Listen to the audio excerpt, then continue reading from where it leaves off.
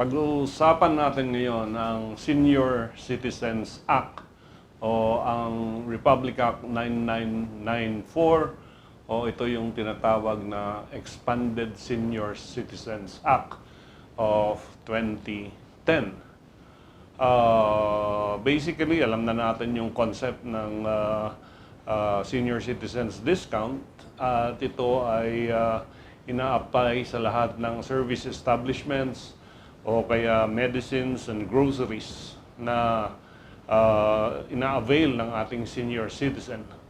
Pero ang tanong, ang funeral and burial services for senior citizens ay pwede bang mag-apply yung 20% discount?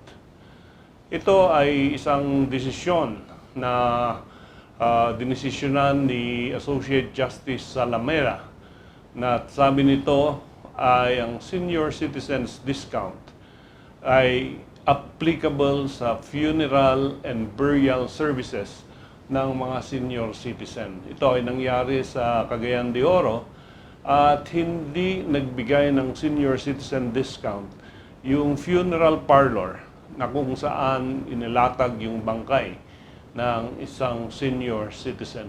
Because of this, nagpunta yung heirs, yung manaiwan sa Regional Trial Court upang i-question yung failure of the funeral home to give senior citizen discount. Sabi ng RTC, hindi mag-a-apply yung senior citizen kasi wala na yung senior citizen na mag-a-avail ng services. No, ito yung Price Gardens Memorial Park. At sabi niya, since wala na yung senior citizen, then hindi na mag-a-apply yung 20% discount. Sabi naman ng RTC, tama yung kumpanya. At yung Republic Act 9994 only mentioned the services of purchase of a casket or embalming, hospital morgue, and transport of the body to the intended burial site. Pero yung services, hindi ho kasama dyan. Yung services, meaning yung wake, hindi daw kasama yung 20% discount.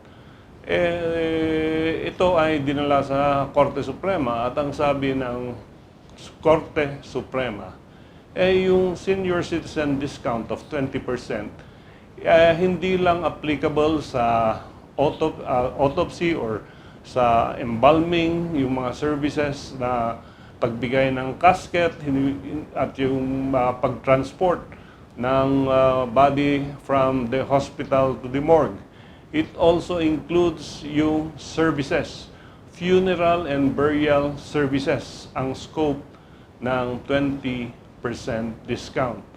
Sabi ng Korte Suprema, burial is understood to pertain to any service offered or provided in connection with the final disposition, entombment, or interment of human beings. So, all catchphrase daw yung burial na yan.